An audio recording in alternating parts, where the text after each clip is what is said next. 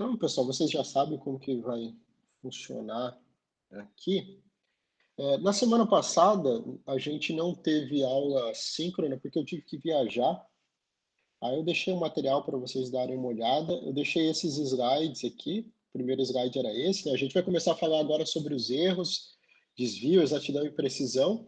E eu deixei também, para auxiliar vocês, um artigo que fala um pouco das vidrarias de laboratório e tal, mas com o intuito de informação mesmo, beleza?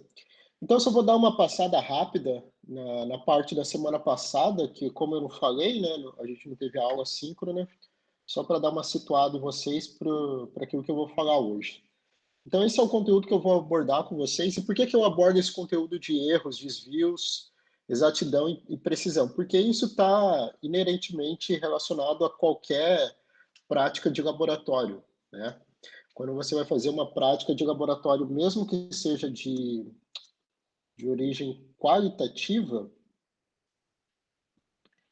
você, mesmo que ela for de origem qualitativa, você tem que ter uma consideração em relação aos possíveis erros que ela pode trazer, que pode ocasionar numa determinação errônea.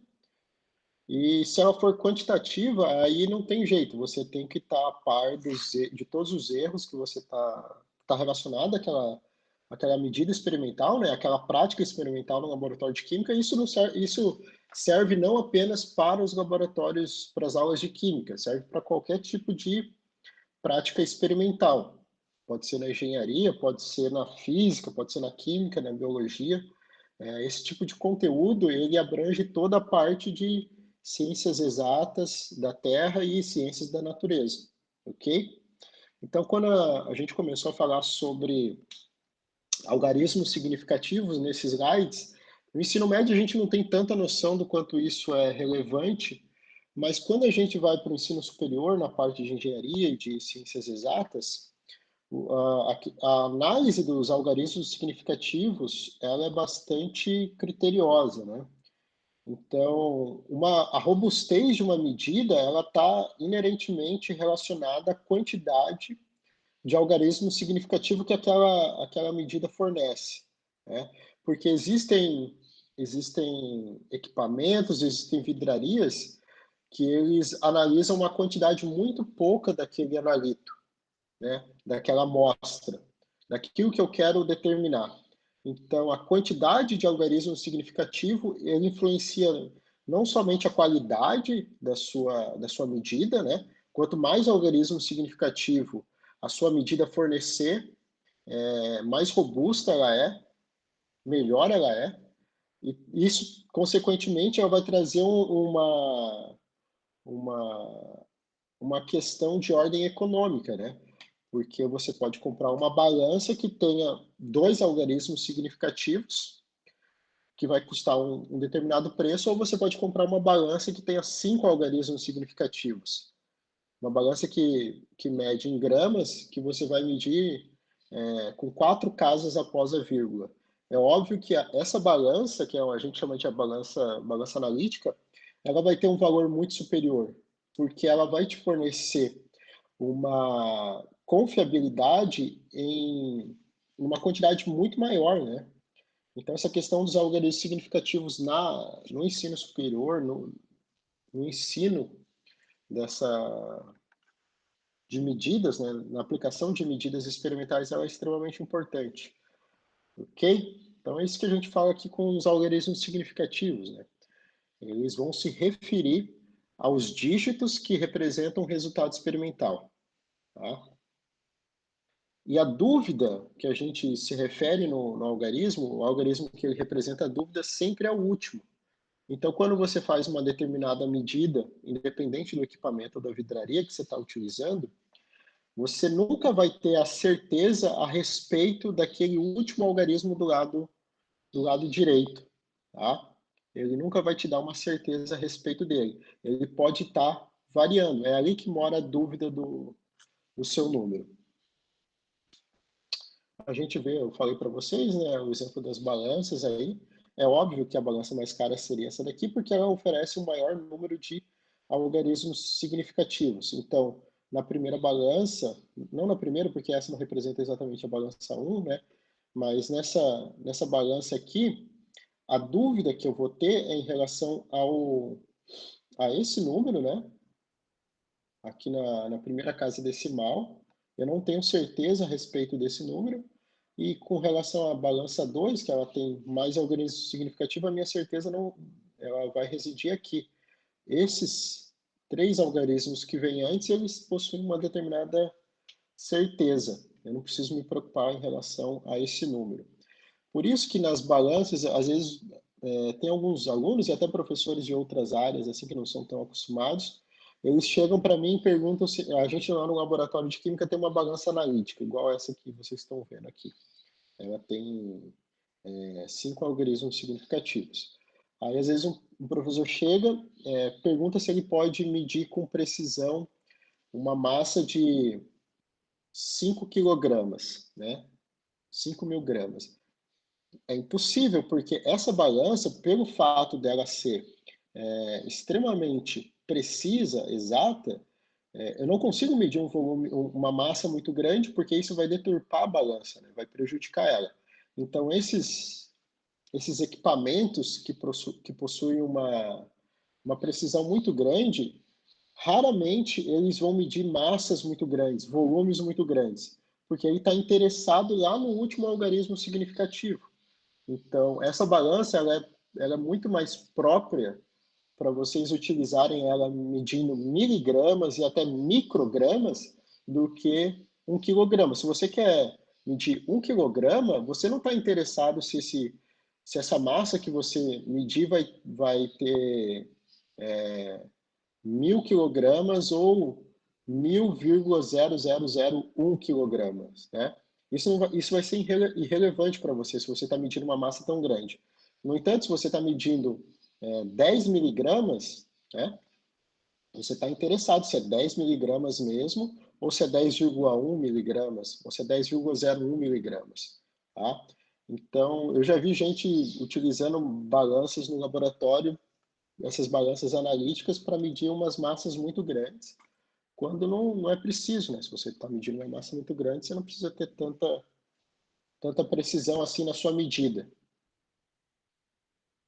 Aqui é umas considerações que eu coloquei lá a respeito dos algarismos significativos, né? A respeito principalmente dos zeros que são colocados à direita ou à esquerda. Isso aqui eu vou meio que passar por cima, que vocês devem ter lido o material.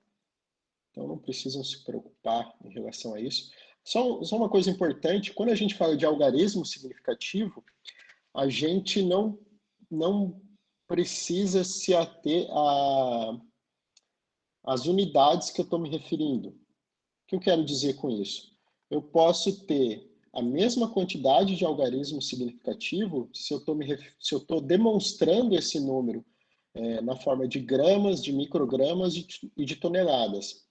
Essas unidades que eu estou mostrando para vocês, elas são irrelevantes do ponto de vista para você contar os algarismos significativos.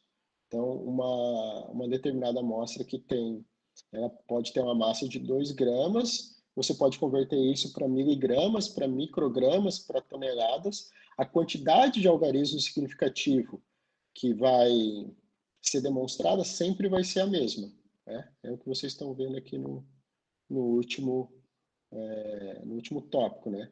Então, se é 2,0 gramas, nesse caso, independente das unidades que eu estou utilizando, a quantidade de algarismos significativos sempre vai ser 2, porque eu medi na balança, e essa balança que eu medi, ela tem a incerteza na primeira casa decimal, ou seja, ela tem 2 algarismos significativos. Eu posso representar ele com as unidades que me vier na telha. Né?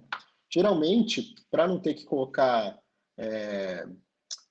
potência, né, a gente, ou representar com notação científica, a gente simplifica isso. Né?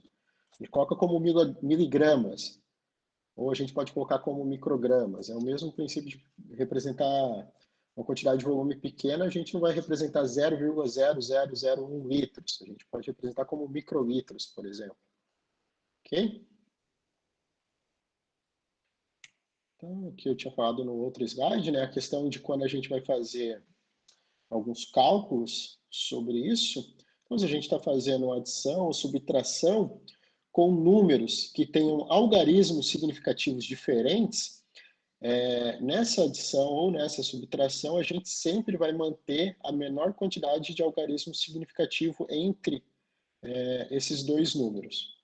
Porque é onde que vai morar a incerteza, né? Se eu estou somando aqui algo que tenha 2,2 gramas e algo com 0,1145 gramas, dentre esses dois números, eu tenho esse número com 2 algarismos significativos e esse outro número com 4. Então, eu não vou ter a certeza, depois da segunda casa decimal aqui. Por isso que eu sempre iria manter esse valor aí com o menor número de algarismos significativos, né? Ou seja, quando eu somo as duas, eu vejo a quantidade que dá aqui, aí eu vou fazer um arredondamento para deixar com 2 algarismos significativos aqui, porque é onde que vai morar a minha incerteza. Onde o número com o menor número de algarismos significativos vai ter a sua incerteza, né? Na segunda casa decimal, nesse caso. Entrou mais alguém aqui?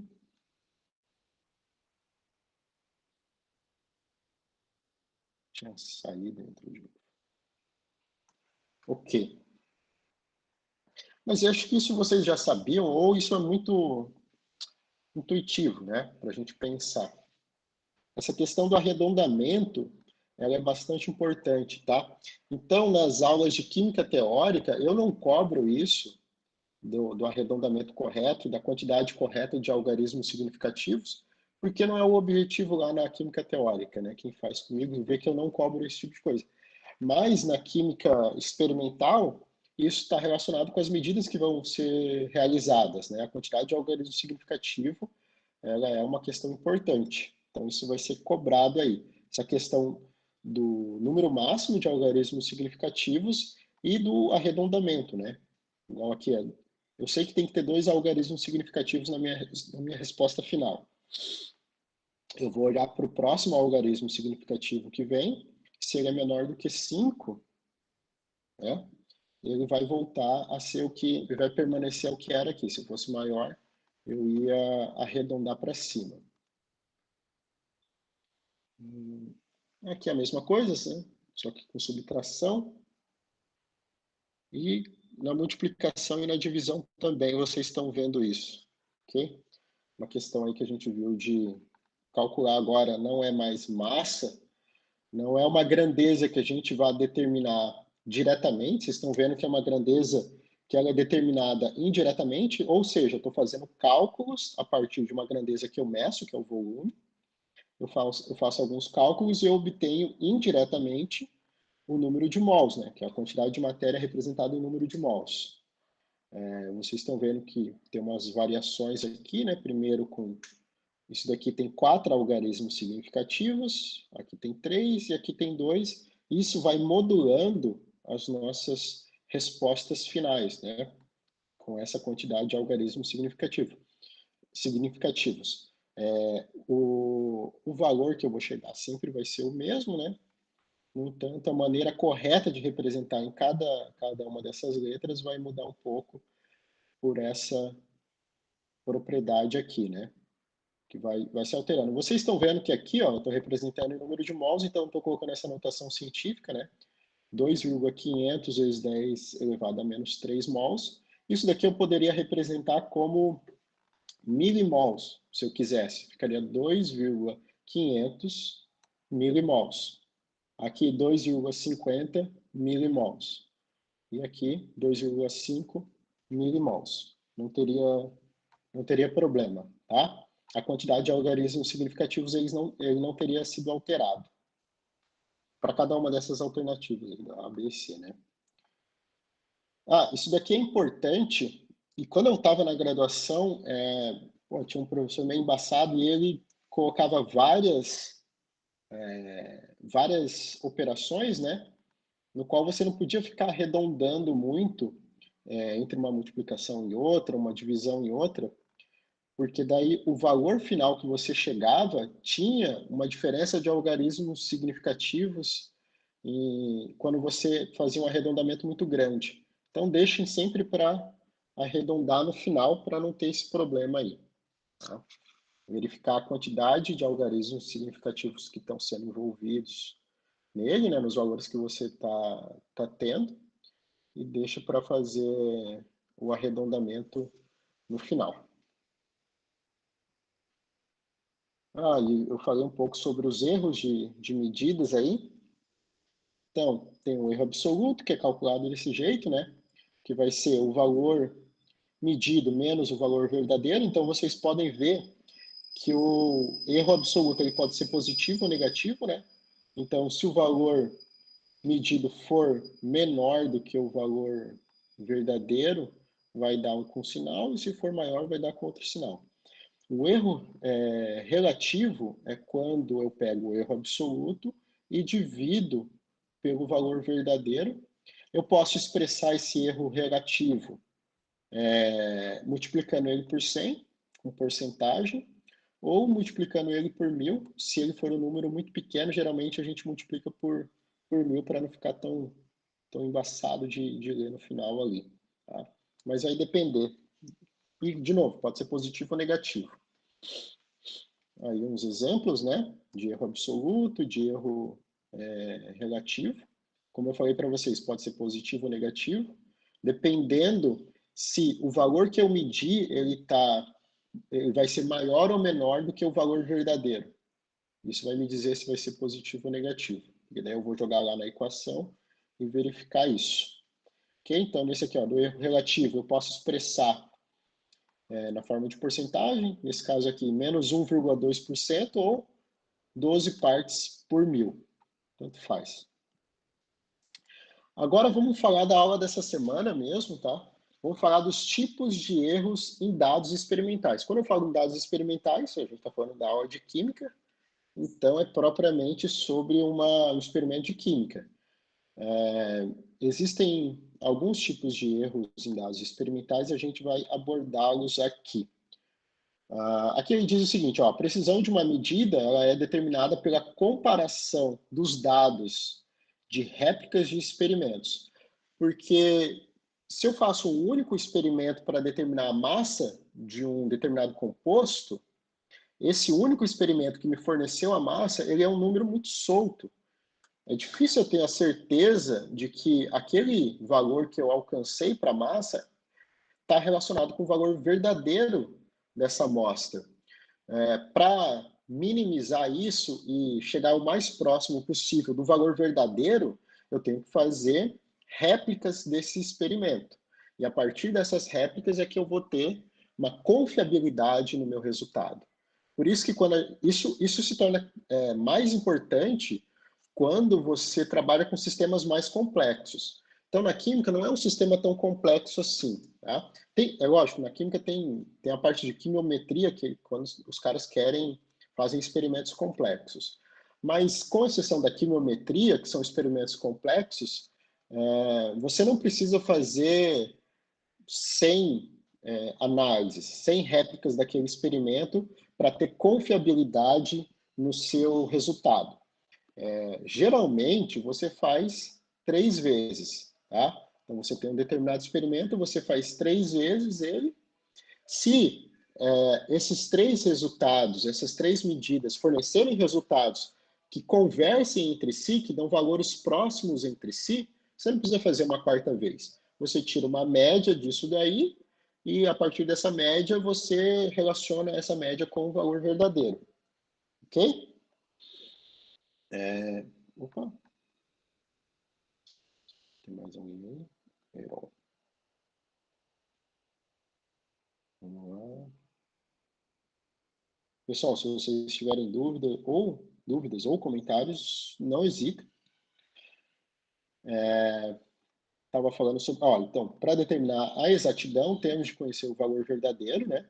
Porque, lembram, a exatidão está relacionado com o valor verdadeiro da minha medida e a precisão com a capacidade de reproduzir medidas próximas, ok? Então, olhem para esses dados que eu tenho aqui. São de 4 analistas diferentes, tá? Então, o que os caras querem fazer? Eles querem determinar nitrogênio em 2 amostras diferentes. Querem determinar a quantidade de nitrogênio que eu tenho nessa amostra aqui, que é o cloreto de benzil isotioureia, e nitrogênio nessa amostra aqui, que é de ácido nicotínico, que tem na nicotina do cigarro. Vocês estão vendo que em ambas as amostras, em ambas as moléculas, eu tenho nitrogênio na molécula, né? Não tem como determinar nitrogênio em algo que não tenha nitrogênio. Então aqui vocês estão vendo que eu tenho nitrogênio aqui, 2 nitrogênios, aqui eu tenho 1. Ok? Então eles fazem, estão vendo aqui que eles fazem uma série de réplicas para determinar a quantidade de nitrogênio. E no caso do analista 1, aqui é o erro absoluto, tá? No caso do analista 1, vocês estão vendo que ele é um analista muito bom, ele fez os experimentos aqui, as réplicas, e essas réplicas, elas geraram um erro absoluto muito pequeno, né? Quando você vai ver aqui, ó, esse aqui é o erro absoluto. Esse aqui são as medidas, ó, essas aqui, as bolinhas pretas são as medidas, e quando você vai calcular o erro absoluto chegou nesse valor aqui. Vocês estão vendo que o erro absoluto está muito próximo de zero. Isso quer dizer que essa medida do analista 1 para determinar nitrogênio no cloreto de benzil isotioureia foi bem sucedida, né? Está muito próximo de zero. Então o que é? Ela é precisa, porque ela tem uma reprodutibilidade dessas medidas, os valores das medidas são próximos, e esses valores próximos estão perto do valor verdadeiro, porque o erro absoluto ele é muito baixo. Alguém chegou aí de novo? Ok. Agora, com o analista 2, ele está determinando também o nitrogênio na mesma amostra, que é o cloreto de benzil isotioureia. Vocês estão vendo uma particularidade aqui, ó, que essas medidas que ele fez, elas não foram muito bem feitas, né? Esses erros que estão sendo apresentados, essa variação que está sendo apresentada aqui, ela pode ter diferentes origens e a gente vai tratar dessas origens. Mas, com relação à exatidão, vocês estão vendo que o erro absoluto, ele também é próximo de zero. Isso quer dizer o quê? Tem uma distribuição dessas medidas e quando você calcula o erro absoluto, por causa dessa distribuição ao redor do valor verdadeiro, o erro absoluto é baixo. Mas é uma medida extremamente pobre no que diz respeito à precisão. Ela gera um valor próximo do exato, próximo do verdadeiro, mas ela é pouco precisa. Tá? Não é o ideal. O ideal seria 1 até agora, né? E vai ser só 1 mesmo. Agora olhe para essa daqui, no analista 3. Ele está determinando o nitrogênio no ácido nicotínico aqui. Essas medidas elas são altamente reprodutíveis, né? Deu exatamente igual, todas as réplicas que ele fez. No entanto, o valor que ele chegou, ele é muito diferente, o valor médio que ele chegou é muito diferente do valor verdadeiro. Isso vai ocasionar um erro absoluto muito grande, ok? E aqui é quando o cara cagou em tudo, né? Quando ele tem valores muito longe do valor verdadeiro e, além disso, eles estão distribuídos por uma faixa muito grande. Então, essa medida aqui, ela não é nem exata e nem precisa. Ela é tudo errado. E essa daqui é uma medida que ela tem precisão, mas não tem exatidão. Existem tipos de erros que vão produzir esse resultado aqui, esse resultado aqui e esse resultado aqui. E é isso que a gente vai ver agora.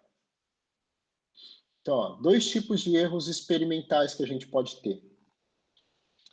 A gente pode ter o erro aleatório. O que o erro aleatório faz? Ele faz com que os dados se distribuam de forma mais ou menos simétrica em torno de um valor médio, né? Em geral, o erro aleatório de uma medida é refletido por sua precisão. Então, olha aqui. olhem para o analista 1 e 3, o resultado das medidas do analista 1 e do analista 3, eles são resultados precisos, né? Relativamente precisos. Com relação ao analista 2 e 4, apesar do analista 2 ser exato, ele não é preciso, e do analista 4, ele não é nem preciso nem exato. Ok? Então, o que produz esse tipo de erro que está representado nos analistas 2 e 4? É um erro aleatório, porque ele vai fazer com que os dados se distribuam de forma mais ou menos simétrica, só que numa faixa de erro muito grande. Tá? Quanto maior for o erro aleatório, menor vai ser a precisão. Então, qual desses dois conjuntos aqui tem mais erro aleatório? Vai ser o 2 e o 4. Enquanto que o 1 e o 3, eles têm pouco erro aleatório porque é preciso essas medidas. Ok? No caso do 3, ela é precisa, mas ela não é exata. Agora, o outro tipo de erro que a gente tem é o erro sistemático. Então, o erro sistemático ele faz com que a média de um conjunto de dados, prestem atenção, seja diferente do valor aceito, ou seja, seja diferente do valor verdadeiro. Então, geralmente, os erros sistemáticos, uma série de réplicas de medidas, fazem com que os resultados sejam muito baixos ou muito altos em relação àquele valor verdadeiro. Okay? Um exemplo desse erro sistemático é a perda despercebida do analito durante o aquecimento de uma amostra. Então, vamos lá. A gente quer determinar a massa de uma amostra. Faz uma série de reações e no final a gente quer determinar essa massa e ver se essa massa está próxima do valor verdadeiro.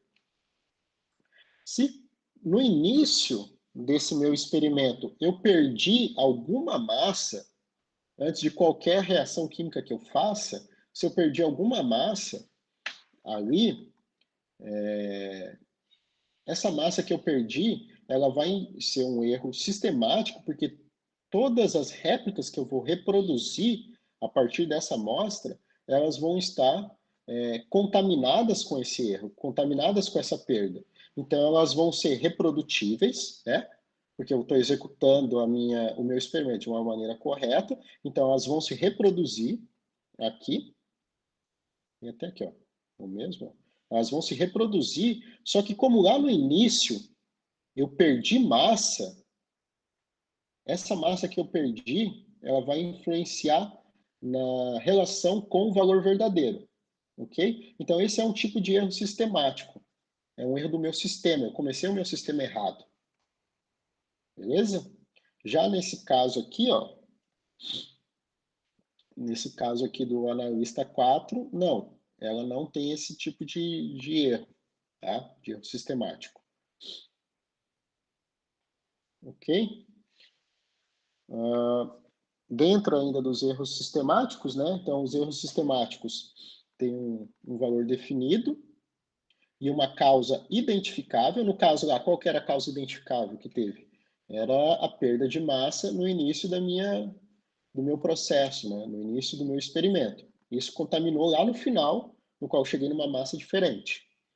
Então, ó, os erros sistemáticos têm um valor definido e uma causa identificável e são da mesma ordem de grandeza para réplicas de medidas realizadas de maneira semelhante. Por isso que, nesse caso aqui, ó, que é quando a gente tem esse tipo de erro, né? Então, diferente do valor o valor verdadeiro, vai ter valores semelhantes.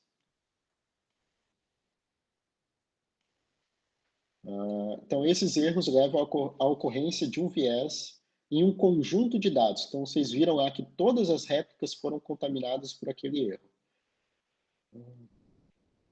Então, fontes de erros sistemáticos. Ó, existem 3 tipos de erros sistemáticos.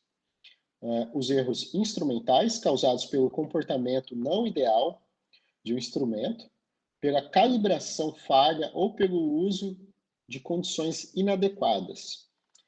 Erros de método, então, surgem do comportamento químico ou físico não ideal de sistemas analíticos. e erros pessoais, que resultam da falta de cuidado, falta de atenção ou limitações pessoais do analista. Então, vamos abordar um pouco de cada um deles aí. Então, os erros instrumentais. Então, vocês sabem, a gente utiliza diferentes instrumentos, instrumentos volumétricos, as vidrarias ali, eu até já comentei com vocês, e instrumentos de medidas elétricos, eletrônicos também, ok? Então, todos esses dispositivos que eu estou falando para vocês, esses instrumentos, eles são fontes potenciais de erros instrumentais sistemáticos. Por exemplo, as pipetas, as buretas e os outros frascos volumétricos, eles podem conter ou dispensar quantidades levemente diferentes daquelas indicadas nas suas graduações. É por isso que quando eu estou trabalhando e eu preciso de uma exatidão e de uma precisão muito grande nas minhas medidas, essas vidrarias, elas têm a possibilidade de você enviar essas vidrarias para um lugar que faça a calibração delas. Esse lugar vai fazer a calibração dessa vidraria e vai regular ela de novo. Porque, às vezes, essa vidraria, se ela é aquecida, ela pode, ela pode dilatar, né? Depois ela é resfriada, ela pode encolher, ou ela pode ter alguma incrustação. Tudo isso, quando eu estou falando de volumes muito pequenos, como microlitros, tudo isso vai alterar o valor que eu estou medindo em relação ao valor verdadeiro. Por isso que existem diferentes lojas que vendem essas vidrarias que eles também fazem esse processo de calibração para minimizar esse erro. E com relação a instrumentos eletrônicos, é a mesma coisa. Às vezes eu uso um pHmetro, que é um equipamento que mede o pH. Esse pHmetro, ele tem um eletrodo de vidro, que é por causa desse eletrodo de vidro que eu meço o pH. Às vezes esse eletrodo de vidro, ele está descalibrado. Então eu mando para essa loja e eles vão fazer a calibração de novo. Tá? Por causa disso, se ele estiver descalibrado, ele vai dar um valor reprodutivo, né, um valor preciso. No entanto, esse valor preciso que ele está me dando é diferente do valor verdadeiro, porque ele está descalibrado. É a mesma coisa das vidrarias. Eu vou ter uma reprodução daquele valor de volume, por exemplo, no entanto, a reprodução daquele valor de volume, por mais preciso que seja, ele é diferente do valor verdadeiro. Então, para minimizar isso, eu faço esse processo aí de calibração. Aí vocês estão vendo o certificado de calibração de uma pipeta, né? Que ele mostra lá, ó, é uma loja que vende isso daí, eles têm uma certificação para eles poderem fazer esse tipo de calibração aí. Deixa eu ver, ó, é uma pipeta de 20 ml, que eles fazem, eles descrevem o procedimento da calibração, ó. A calibração foi realizada conforme o procedimento blá blá blá, em 5 ciclos de medição, pelo método gravimétrico, mostra a rastreabilidade, né? Número do certificado aqui, ó. As condições ambientais, isso é importante, porque como que você fez essa calibração? Essas condições de temperatura, umidade, pressão, tudo isso aqui influencia no resultado, então isso tem que colocar. Olhem aqui, ó, os resultados que ele está demonstrando. O valor nominal dela é 20 ml, né? E o valor referência a 20 graus Celsius que ele tem aqui é de 19,94, vê que é diferente, ó. Então, o erro médio, ele está dando aqui, ó, o erro médio, 0,06, isso daqui em ml, a incerteza da medição em 0,02.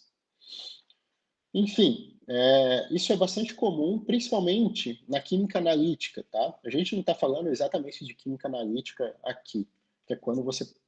Isso depende, o resultado de uma medida para a química analítica, ela depende muito desses processos de calibração. É lógico que lá no laboratório a gente não precisa ficar tão preocupado assim, tá? Mas, quando vocês forem para a indústria, esse processo de calibração vai servir para outros instrumentos também. Então, você está utilizando um determinado instrumento para medir pressão, para medir vazão, enfim, você tem que estar preocupado com isso, né? Você tem que confiar no equipamento que você está utilizando. Se você desconfia que ele está descalibrado, você tem que executar a calibração dele. Então, nesses equipamentos, você já sabe, se esse equipamento que você está utilizando lá na indústria, ele está te fornecendo resultados reprodutíveis, só que esses resultados reprodutivos que você está obtendo é diferente daquilo que está marcado no padrão dele, está acontecendo possivelmente um erro instrumental ali, tá? Você começa a desconfiar já do equipamento, ok? Erro de método, tá? É um outro tipo de erro que eu vou ter ali, ó. Erro de método, quais são as fontes dele? Então, ele parte de um processo de não idealidade, tá? Que inclui lentidão dessas medidas, de algumas reações. Se ela está muito lenta, imagina o seguinte, eu quero medir a velocidade de uma reação química. Só que essa reação química ela é muito lenta e, eu não consigo, por causa dela ser muito lenta, eu não consigo ter uma exatidão naquele tempo que eu estou medindo. Ou às vezes ela é incompleta, ela demora tanto tempo que eu não consigo completá-la. Tá? Então isso quer dizer o quê? Eu estou escolhendo o método errado para fazer a minha medida. Eu tenho que utilizar outro método. Ok? Então, para você determinar a mesma coisa, existem diferentes métodos, uns mais caros e outros mais baratos. Por exemplo, eu tenho um projeto de pesquisa que eu faço a determinação da produção de biodiesel a partir de óleo de soja. Eu utilizo um método florimétrico porque o biodiesel e o óleo de soja eles florescem quando eles são excitados no comprimento de onda de 400 nanômetros, 405, que é o violeta, né? Equivalente à cor violeta de um laser, por exemplo, ou de um LED. Esse é o método para determinar a conversão de óleo em biodiesel. É o método que eu trabalho. Por que eu trabalho com esse método? Porque ele é barato. Existem métodos, diferentes tipos de métodos, que chegam na mesma conclusão que eu chego. Por exemplo, a cromatografia, que é um processo, é um método muito mais caro e muito mais preciso. Só que ele é muito, como eu falei para vocês, muito mais caro. Então, erro de método pode ser isso daí.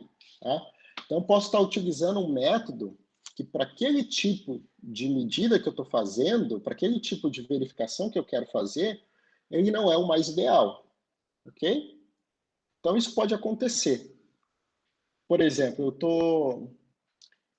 vou utilizar de novo o exemplo da cromatografia, porque cromatografia, quando vocês forem para a indústria, né, vocês são da ECA, vocês vão ver que a cromatografia, para vários tipos de indústria, o pessoal que trabalha na parte de análise, né,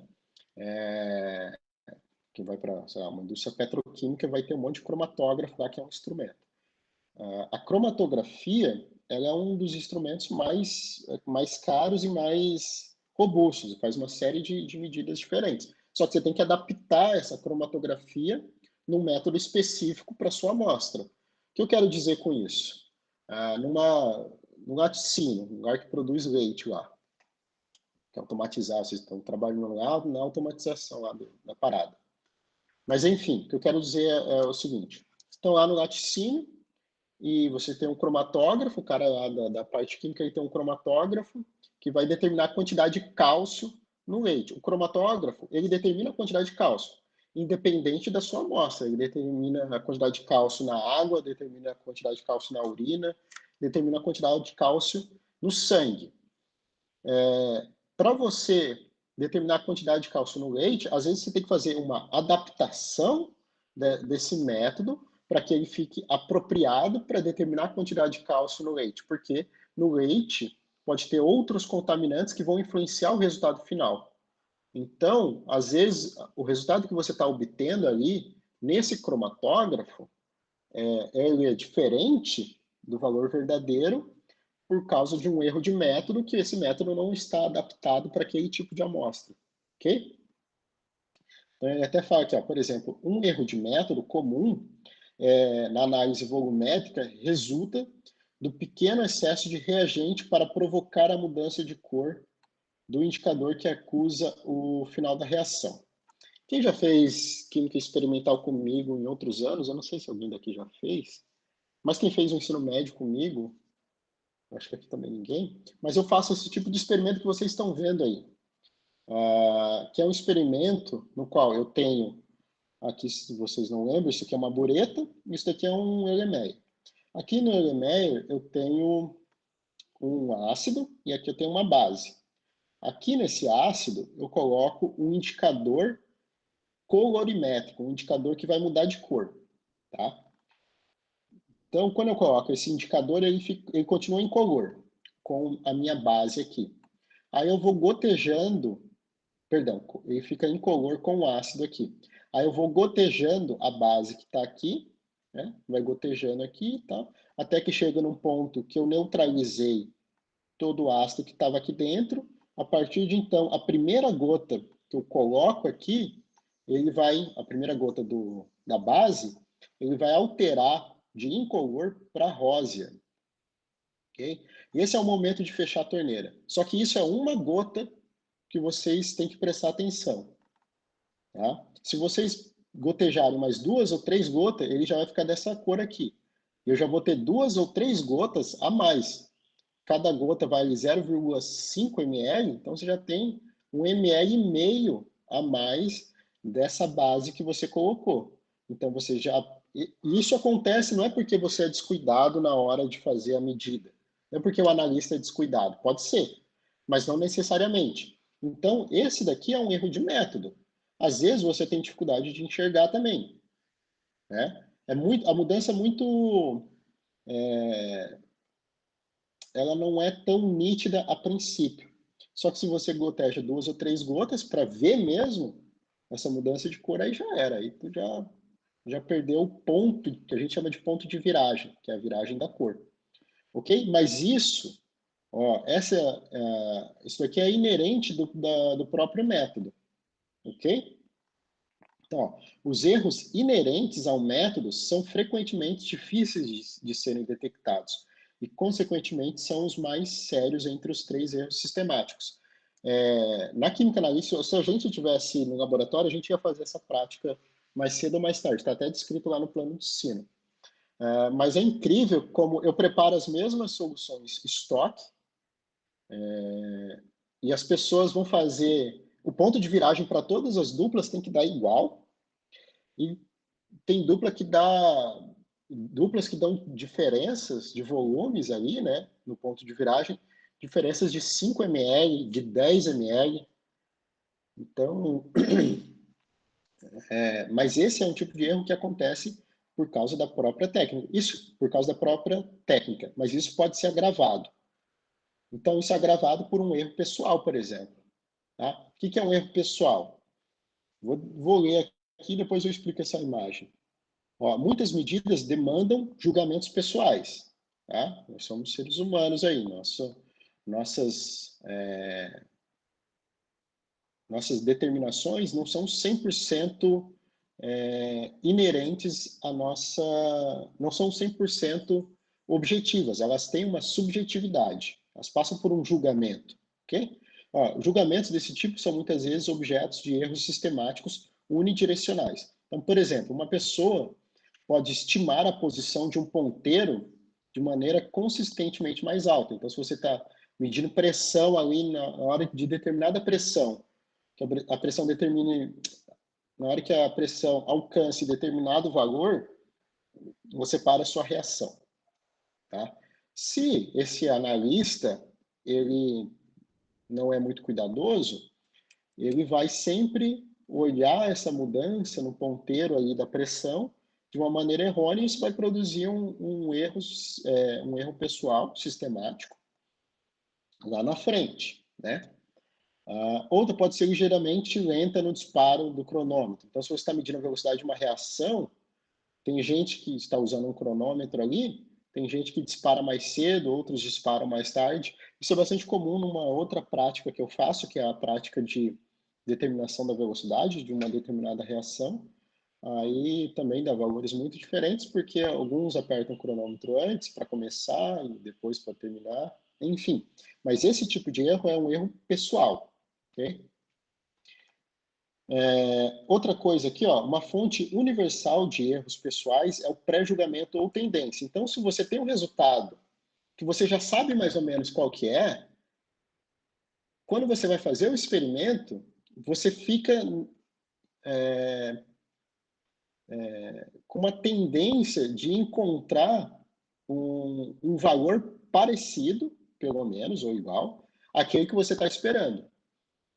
Exemplo, eu sei que o ponto de viragem, naquela minha titulação, é de 15 ml. Aí eu vou lá e eu verifico isso pela mudança de cor, né? Aí eu vou lá, eu sei que é de 15 ml, na hora que está chegando perto do 15, eu já fico quase querendo, quase enxergando por conta própria essa mudança. Porque eu fico vulnerável a isso, porque eu quero que chegue no valor que eu calculei, sabe? Então esse é um tipo de erro que pode acontecer. Isso acontece inclusive em pesquisas mais aprofundadas. Às vezes você está numa pesquisa ali e o resultado você precisa publicar um artigo. E você quer, para publicar esse artigo, tem que dar um determinado resultado. Aí você já sabe qual é o resultado que você tem que ter. Quando você faz a medida, você fica, putz, eu preciso desse resultado aqui. Então você fica querendo encontrar o resultado para corroborar com a sua teoria. Esse é um tipo de erro pessoal também, entendeu? Mas eu coloquei essa imagem aqui porque isso aconteceu já nas aulas, que nessa prática aqui, ó, que eu mostrei para vocês, é uma mudança de cor. Ou seja, a pessoa não pode ser cega, né, para identificar essa mudança de cor, e ela não pode ser daltônica. E aconteceu de alguns grupos, duplas, forem fazer esse tipo de experimento, que você tem que verificar a mudança de cor para parar de gotejar ali, e a pessoa era daltônica, então ela despejou o líquido inteiro e ela não viu mudança de cor, né, que é do rosa ainda. Isso acontece. Então, esse tipo de erro de um daltônico for fazer uma verificação colorimétrica, é um erro pessoal. Um daltônico não pode fazer esse tipo de análise, né? Aqui Então, os efeitos... para Pode resolver falar? isso, não seria melhor deixar só uma pessoa responsável para fazer essa análise? Sim, seria o mais correto. Só que como é uma aula, né? Todo mundo precisava aprender, então ele fez para poder aprender, mas o resultado deu totalmente diferente, né? Ah, O tá. problema nas aulas experimentais, pessoal, não é você ter um resultado diferente do esperado. Isso é o que geralmente acontece nos experimentos. Por uma série de fatores que estão relacionados a esses erros que a gente está vendo, né? Sei lá, você tá... um outro erro que eu... Deixa eu ver se tem mais alguma coisa. Que eu vou falar mais tarde. Mas isso acontece. Você tem esse tipo de possibilidade de chegar num valor que é diferente daquilo que você está esperando, que a teoria diz que é para você ter. Esse não é exatamente o problema numa aula de química. É problema se você quer publicar um artigo, mas numa aula experimental de química, ou experimental de qualquer outra coisa que eu acredito que seja, né? Isso não é o erro que eu levaria em consideração para dar a nota. O que eu levo em consideração é se você foi capaz de explicar o porquê que o seu resultado é diferente da teoria. É Ah, isso sim que eu entendi. vou levar em consideração. O meu resultado deu diferente da teoria. A teoria provavelmente não está errada. Aconteceu um erro, que pode ser um erro sistemático, pessoal, um erro aleatório. Então você tem que ser capaz disso. Então, quando você conhece esses tipos de erro, você vai começar a pensar, não, pode ser isso que eu posso ter feito. Ou, por exemplo, quando a gente falou que o equipamento tem que estar operando numa condição específica. Se você está medindo a densidade de algo, a densidade está relacionada com a temperatura. Então, você não pode medir a densidade numa temperatura muito diferente do que é tabelado, porque isso vai ocasionar um erro relacionado ao seu instrumento.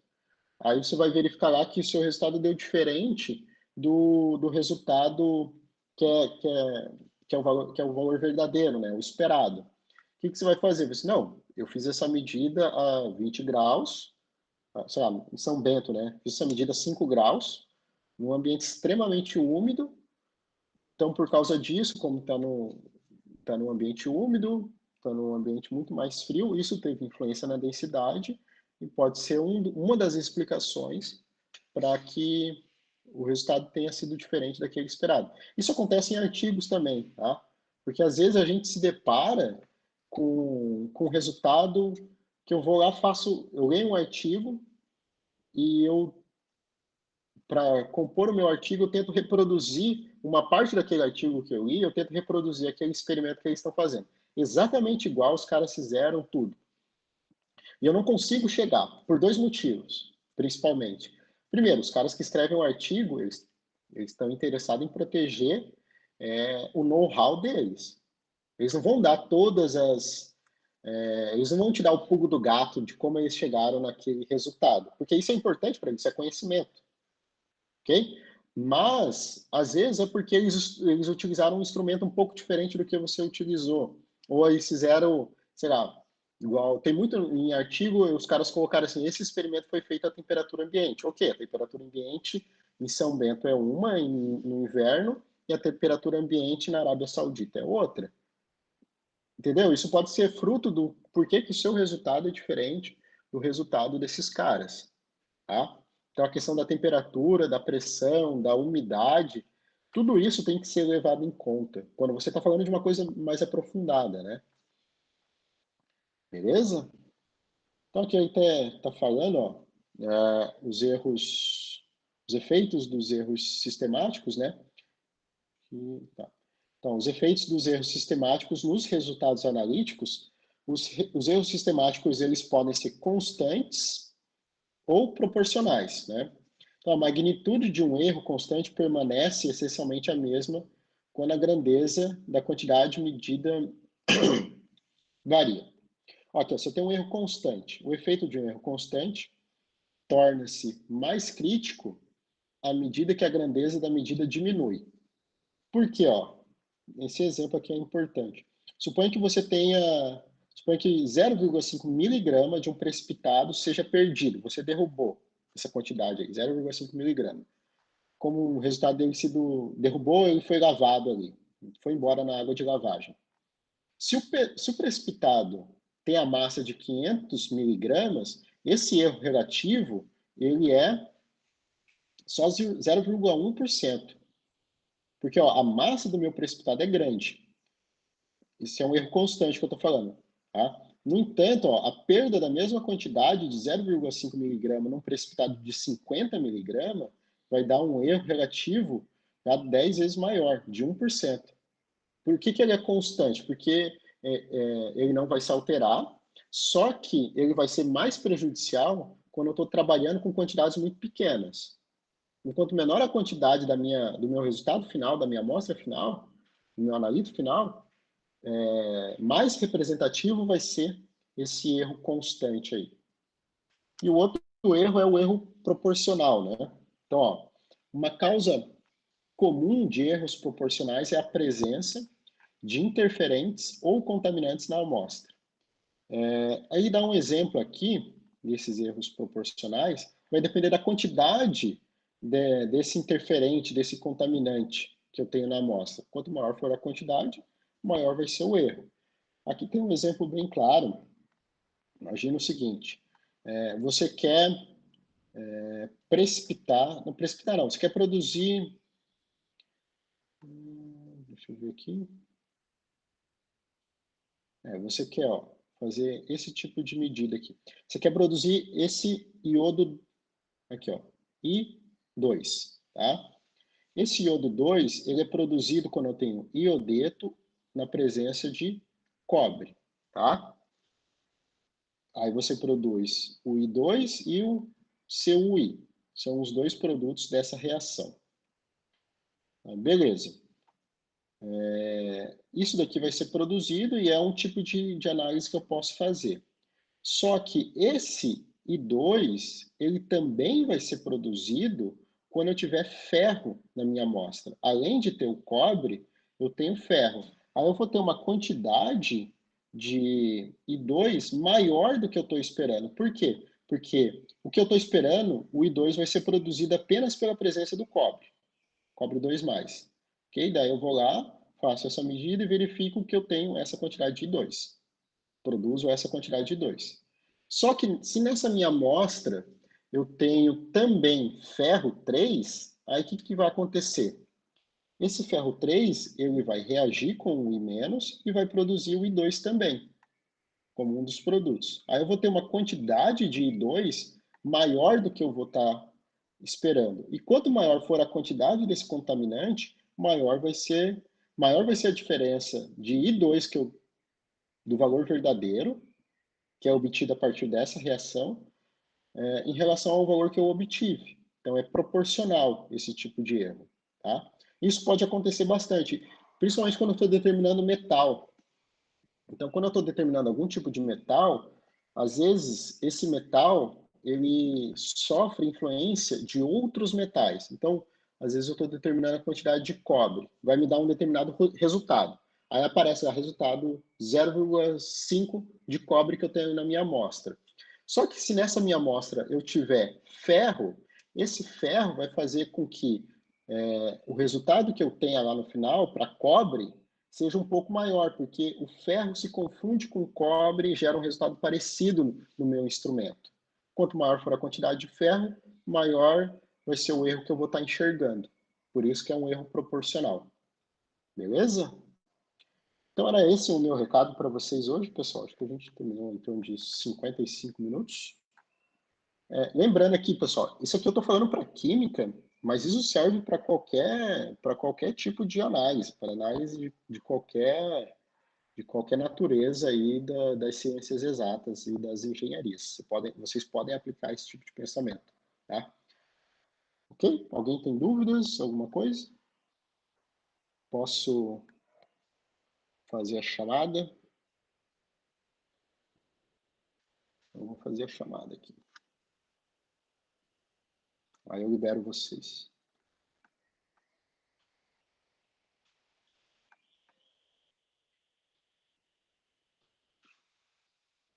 Tranquilo, né?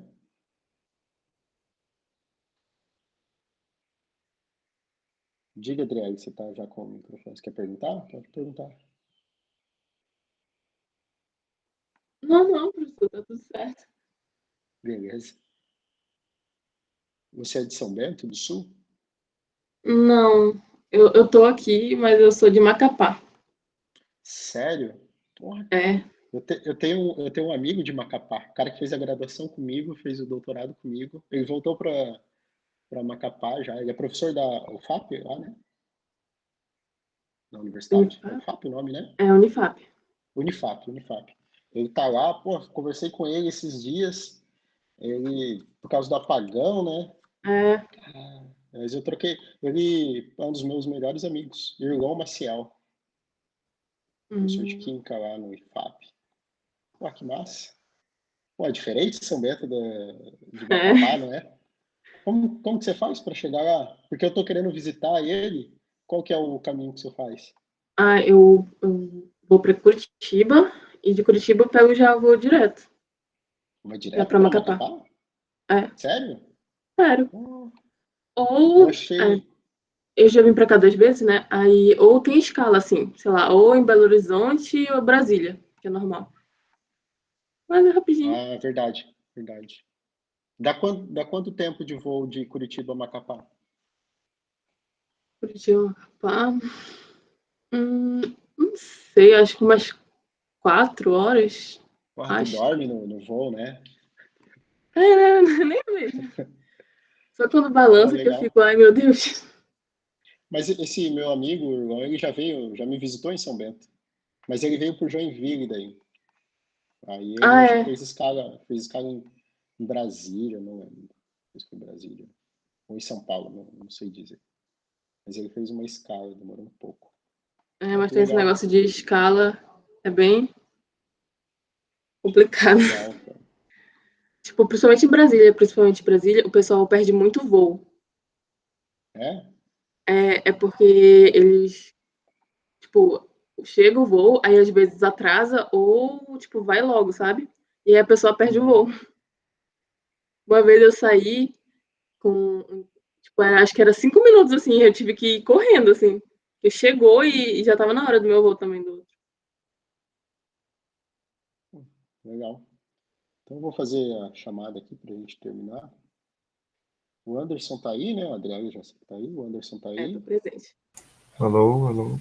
Oh, e aí, Anderson? Annelise? Presente. Tá aí, tá aí. Carlos Vinícius? Davi? Presente, professor. E aí, Davi, beleza? Edson? Presente, professor. Heron?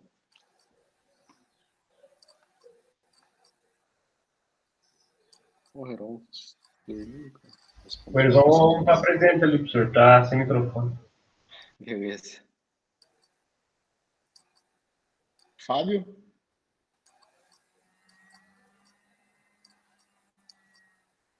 Gabriel?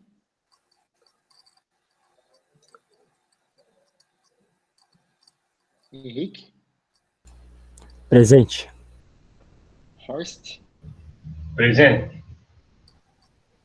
Lucas Balan? Presente! E aí, Lucas? Lucas Romão? Presente. Luiz Gustavo? Presente. Luiz Gustavo tá aí? Ou foi o Lucas Romão? Acho que o Luiz Gustavo não tá aí. Mônica? Presente. Pedro? Presente. Priscila? Presente. Stephanie? Suelen? Presente. Thiago? Vinícius? Presente. Tem um outro Lucas que é da outra chamada, né? Deixa eu só ver aqui.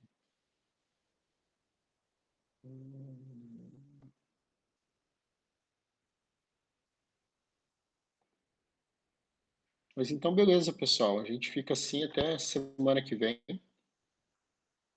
Aguardo vocês. Não, vai ser no mesmo horário a aula, tá? Então, tá tranquilo. Beleza? Se cuidem aí. Até quinta-feira que vem. Falou. Tchau, tchau.